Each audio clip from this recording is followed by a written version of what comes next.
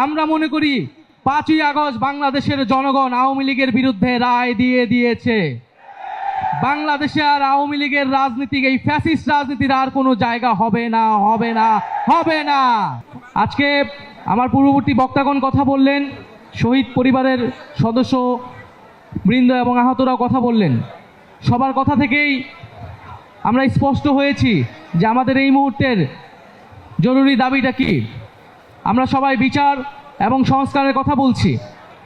5ই August পরবর্তী এই নতুন বাংলাদেশে এই যে সরকার গঠিত হয়েছে এবং যারাই রাজনীতি করতে চাচ্ছে সামনে, তাদের সকলের ন্যায্যতা হচ্ছে এই শহীদ পরিবার এবং এই আহত যোদ্ধা বৃন্দ। ফলে তাদের মনের আকাঙ্ক্ষা কি সেটা আমাদের সকলকে বুঝতে হবে। আজকে দেশে শত শত মামলা হয়েছে, এই শহীদ পরিবারের সদস্যবৃন্দগুলো মামলা করেছে। শেখ হাসিনা এবং আওয়ামী লীগের খুনিদেরকে আসামি করে মামলা করা হয়েছে।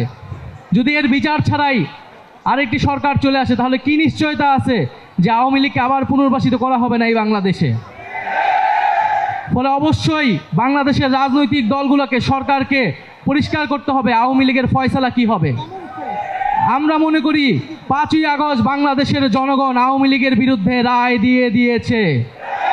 বাংলাদেশে আর আওয়ামী লীগের রাজনীতি, এই ফ্যাসিস্ট রাজনীতির আর কোনো জায়গা হবে না, হবে না, হবে না।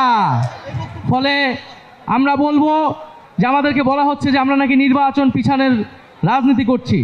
খুব পরিষ্কারভাবেই বলতে চাই, পাল্টা কথা আপনাদেরকে বলতে চাই যে আপনারা বিচার ও সংস্কার পিছানোর রাজনীতি করবেন না।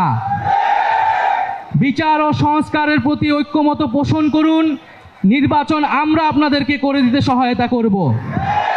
ফলে সরকারকে বলবো দ্রুত বিচার ও সংস্কারের রোডম্যাপ ঘোষণা করতে হবে। কত দিনের মধ্যে কোন প্রক্রিয়ায় আমরা দৃশ্যমান বিচার কার্যক্রম দেখতে পারবো এবং দৃশ্যমান সংস্কার আমরা বাস্তবায়ন করতে পারবো, সেটার সুস্পষ্ট রোডম্যাপ অবিলম্বে ঘোষণা করতে হবে। এবং আমি বলবো যে এই বাংলাদেশে আমাদের প্রধান উপদেষ্টা ডক্টর